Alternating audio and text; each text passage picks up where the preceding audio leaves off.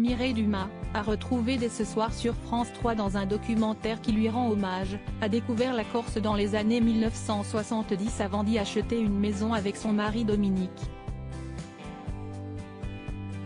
Retour sur leur quotidien estival sur l'île de Beauté. Pour fêter ses 40 ans de télévision, la célèbre productrice, animatrice et réalisatrice Mireille Dumas revient elle-même sur les moments marquants de ses émissions dans un programme intitulé Les années télé de Mireille Dumas, diffusé ce vendredi 9 juin à 21h10 sur France 3. L'occasion de s'intéresser à la native de Chartres, Eure-et-Loir, elle qui est tombée amoureuse d'une toute autre destination dans les années 1970, à savoir la Corse.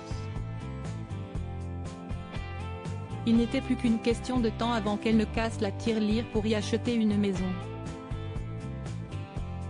Elle passera finalement à l'action en 1993, révélait l'Express en 2005.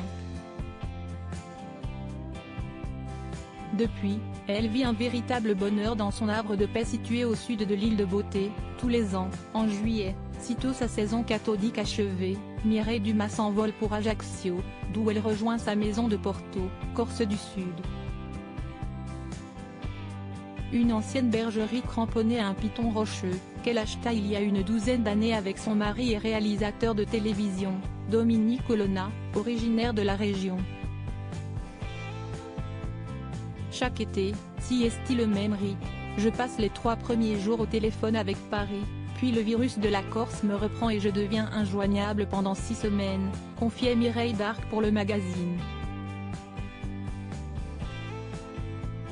Entre randonnées en montagne et apéros en famille, sorties en hors-bord et sieste à rallonge, l'animatrice se la coule douce, le panorama vertigineux sur le golfe de Porto qui s'offre à moi de ma terrasse me redonne des forces pour une année entière.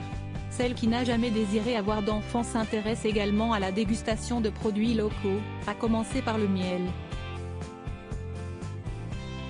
Depuis, nous avons des ruches sur notre terrasse, confiait-elle, en dévoilant qu'un ami apiculteur, Pierre Torré, avait appris le métier à son mari.